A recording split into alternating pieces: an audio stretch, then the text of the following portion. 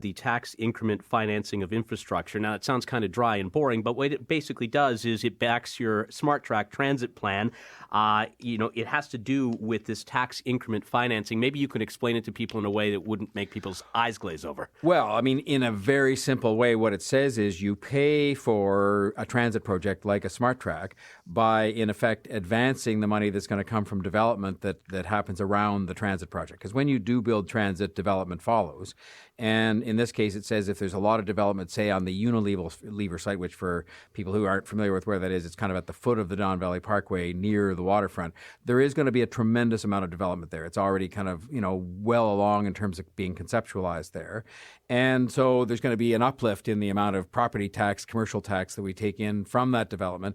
And what you do in effect is you sort of borrow against that and then repay it when the money starts coming in from the new development.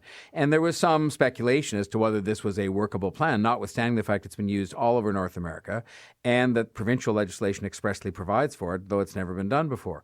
And so this is a report coming from the C.D. Howe Institute simply saying this can work. And it's what I've argued for the whole time that I've been arguing it. And, look, I accept the fact the proof of the pudding is in the eating, but I'm optimistic that there's going to be a lot of development take place as the city continues to grow.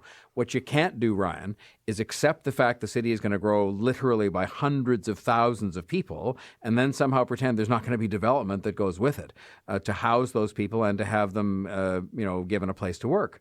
And so if you believe that there's this big piece of land downtown especially where there's going to be further development, then there will be tax revenues from that. So then it's fair to say if you put the transit in, it will encourage that development and you'll get the money back.